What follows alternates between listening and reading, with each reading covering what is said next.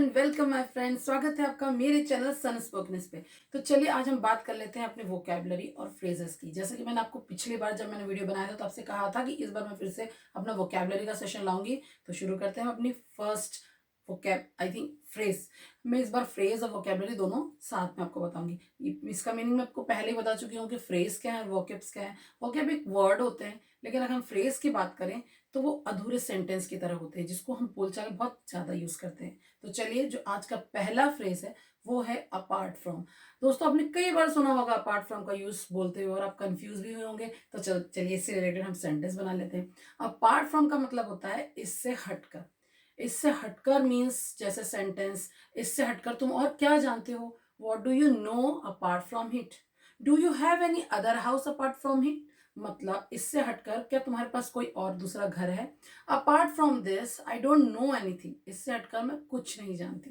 तो देखिए ऐसे दो चार सेंटेंस मैंने अपार्ट फ्रॉम के साथ बनाई है। अब हम आज की दूसरी वोकेबलरी जान लेते हैं। तो दूसरी जो वोकैब है, not phrase, this is vocab. तो हमारी जो दूसरी वोकैब है एक्वायर। सो एक्वायर का मतलब होता है प्राप्त करना, यानी किसी चीज को गेन करना। इसके लिए हम अब आप कंफ्यूज होंगे कि एक्वायर का यूज हम कहाँ पर करें। तो देखिए प्राप्त करना तो ऐसे बहुत जगह होता है, लेकिन जब जनरली हम कोई एब्स्ट्रैक्ट नाउन की बात करते हैं, जैसे नॉलेज, ज्ञान एक ऐसी चीज है जो एब्स्ट्रैक्ट नाउन में कहा जाता है। अब एब्स्ट्रैक्ट नाउन में आप कंफ्यूज मत होगा, इसके लिए मैं एक अलग से वीडियो बाद में आपके लिए जरूर बनाऊंगी कि नाउन कितने टाइप के होते हैं।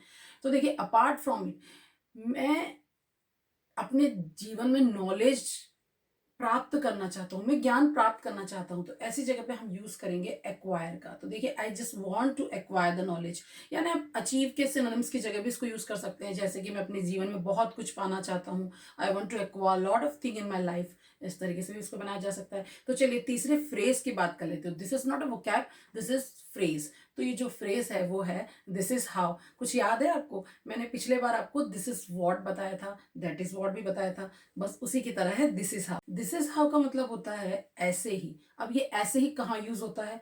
तो देखिए this is how I do this, मैं इस काम को ऐसे ही करती हूँ।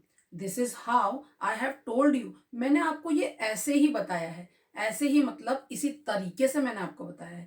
This is how I explained him, इसी तरीके से मैंने उसे इस चीज को समझाया है। या this is how I want to tell you, इसी तरीके से मैं आपको बताना चाहती हूँ, इसी तरह से मैं आपको बताना चाहती हूँ। तो देखिए दिस इज हाउ, अब बहुत सारे सेंटेंसेस जो भी मैंने टेंसेस बताए हैं उसको बहुत आसानी से उसके साथ बना सकते हैं। कंटिन्यूअस के साथ, परफेक्ट के साथ, परफेक्ट कंटिन्यूअस के साथ, यानी अभी तक जितने टेंस बनाए उसके साथ इसको यूज जरूर कीजिएगा, तो आपको इसके साथ बनाने में बहुत ज्यादा मजा आएगा। चलिए फोर्थ फ्रेज की बात कर लेते हैं। जो हमारा फोर्थ फ्रेज है बहुत यूज करते हैं यार, हम जनरली बहुत यूज करते हैं, एक दूसरे के साथ भी यूज करते हैं। जनरली हम फ्रेंड्स में भी बहुत यूज करते हैं, और जब हम किसी चीज से पीछा छुड़ाना चाहते हैं ना तो इसको बहुत ज्यादा ही यूज करते हैं। तो देखिए क्या होगा वो, गेट रिड ऑफ। जी हाँ, गेट रिड ऑफ। मैं तुमसे पीछा छुड़ाना चाहती हूँ, मैं तुमसे छुटकारा पाना चाहती हूँ। I just want to get rid of you. क्या बनेगा sentence? I just want to get rid of you. देखिए इसको कंटिन्यूस के साथ भी बनाइए, पास्ट इंडेफिनिट के साथ ये बनाए, पास्ट परफेक्ट के साथ बहुत सारे सेंटेंसेस इसको बना सकते हैं। मैं अपनी इस हैबिट से छुटकारा पाना चाहती हूँ। I just want to get rid of this habit. तो देखिए ऐसे फ्रेजेस के साथ बहुत सारे सेंटेंस बनाए जा सकते हैं। तो हम नेक्स्ट जो हमारा जो पांचवा फ्रेज है वो है समथिंग और अदर। इसका मतलब होता है कुछ ना कुछ तो, बहुत ज्यादा यूज करते हैं इसको भी हम। तो देखिए उसने तुम्हें कुछ ना कुछ तो बताया ही होगा। He must have told you something और अदर। चलिए हम दूसरी बना लेते हैं एक और। यानी मुझे मालूम है तुम इस बात का कुछ ना कुछ एक्सक्यूज तो मुझे जरूर दोगी। I know you will definitely give me something और अदर एक्सक्यूज फॉर दिस। तो चलिए जो ये लास्ट वाला फ्रेज था ना मेरे पास, समथिंग और अदर, इसके लिए कुछ 3 और 4 सेंटेंस मैं आपके लिए छोड़ती हूँ। चलिए आप मुझे इसके 1 या 2 सेंटेंस ही बनाकर अपने मुझे कमेंट्स बॉक्स में जरूर लिख कर दीजिएगा, जिससे मुझे भी अच्छा लगेगा कि आप मेरी वीडियोस को बराबर देख रहे हैं और आपको मजा भी आ रहा है पढ़ने में।